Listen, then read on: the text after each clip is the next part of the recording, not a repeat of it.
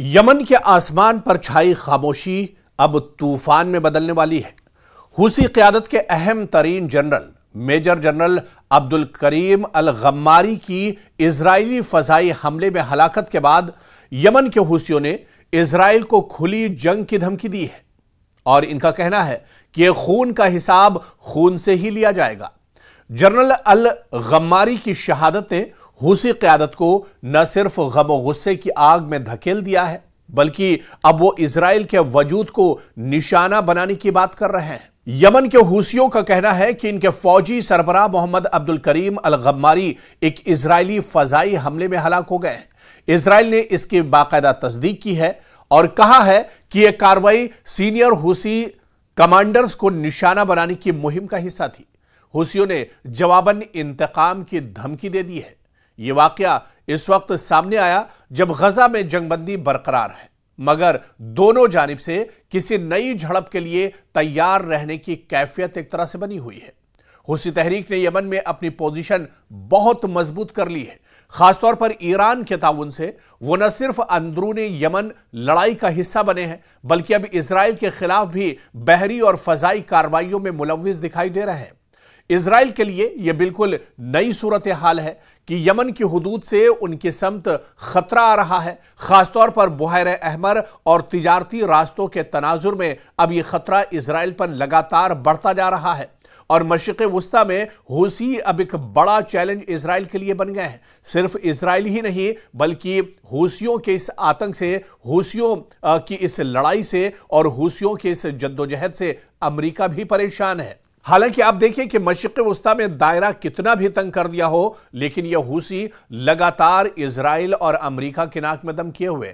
खासतौर से मशरिक़ वुस्ता में सबसे ज्यादा अगर किसी ने बिन्यामिन नेतन्याहू को परेशान किया है तो ये यही हुसी लड़ाका है, जो समंदर से लेकर जमीन तक, और इसके अलावा अब हुसियों के पास लेटेस्ट टेक्नोलॉजी है, हुसियों के पास अब लेटेस्ट हथियार है और अब बैलिस्टिक मिसाइल से इजराइल के ऊपर हमला कर रहे हैं। और ऐसे में अब हुसियों ने एक बड़ा चैलेंज दिया है। हुसियों ने अब बड़ी धमकी इजराइल को एक तरह से दी है और ऐसे में बिन्यामिन नेतन्याहू की मुश्किलें और ज्यादा बढ़ गई हैं।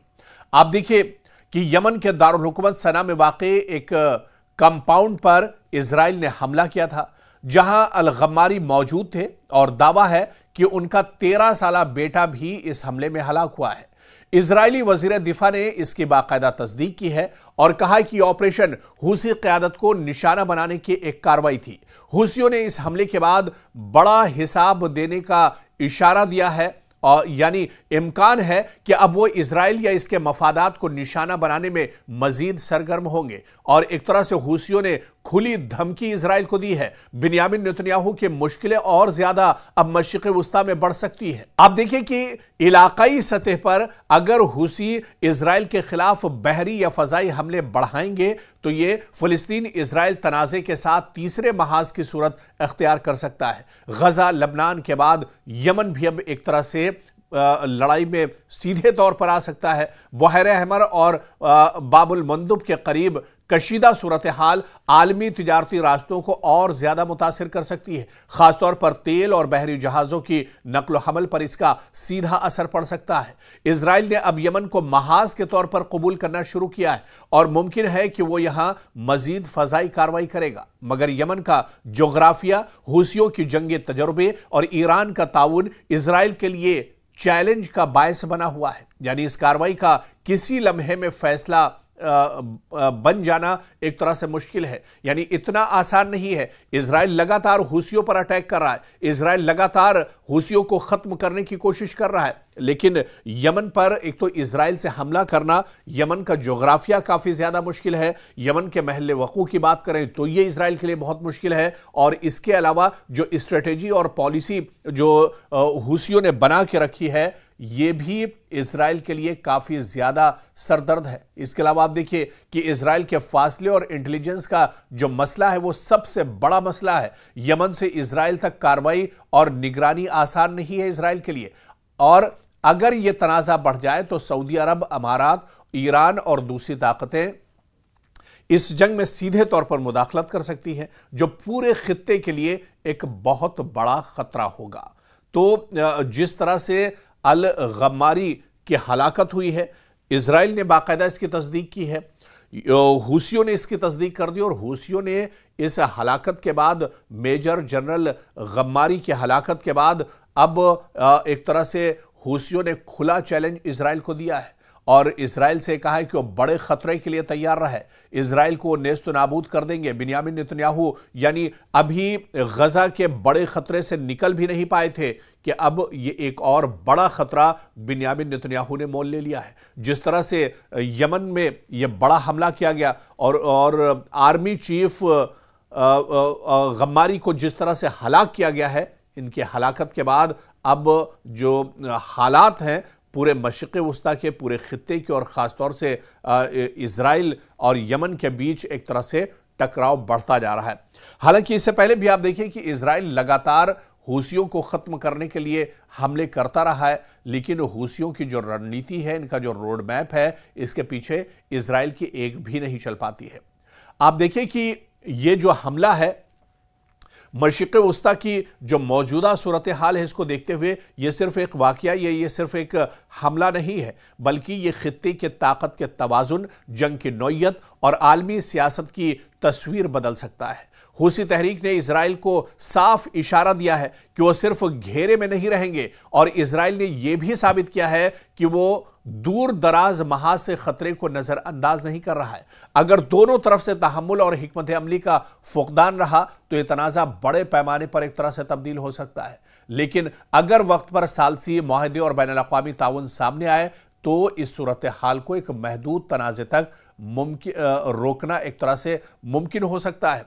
लेकिन अब हूसी दरअसल किसी के मानने वाले नहीं हैं और हूसी, इससे पहले आपको याद होगा कि साल 2023 में जब हमास और इजराइल के दरमियान जंग शुरू हुई थी, उसके बाद से ही ये हूसी एक तरह से एक्टिव हुए थे।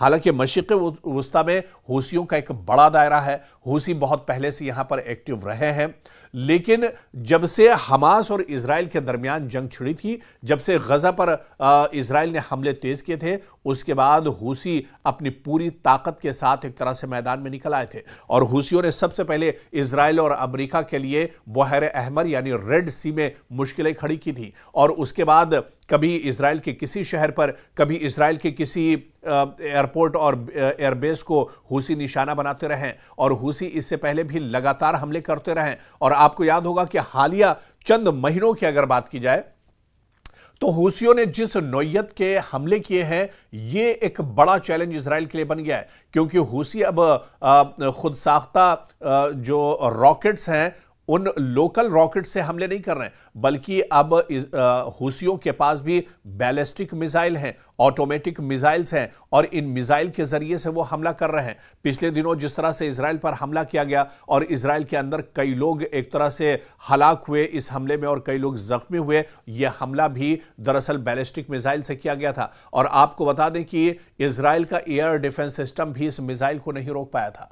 तो कहीं ना कहीं मुश्किलें इजराइल की लगातार बढ़ती जा रही हैं और हालिया दिनों अल गम्मारी की हलाकत के बाद जो गुस्सा हूसियों के अंदर है, जो नाराजगी हूसियों के अंदर है, हूसियों ने एक तरह से खुली धमकी इजराइल को दे दी है, बिन्यामिन नेतन्याहू को धमकी दे दी है कि अब वो सिर्फ बातें नहीं करेंगे, अब वो छोटे मोटे हमले नहीं करेंगे, बल्कि अब इजराइल एक बड़ी जंग के लिए तैयार रहे, इजराइल अब बड़ी तबाही के लिए तैयार रहे। यानी एक इशारा है हूसियों की तरफ से कि आने वाले दिनों में वो पूरी ताकत के साथ इजराइल को टारगेट करेंगे, इजराइल के जो मफादात हैं उस पर एक तरह से टारगेट करेंगे, इजराइल के जो सिक्योरिटी फोर्सेस के जो अड्डे हैं उसे एक तरह से टारगेट किया जाएगा। यानी इजराइल की मुश्किलें बढ़ेंगी। बिन्यामिन नेतन्याहू एक जंग से निकल नहीं पाए हैं कि अब हूसियों की नाराजगी भी बिन्यामिन नेतन्याहू को आने वाले दिनों में झेलनी पड़ेगी।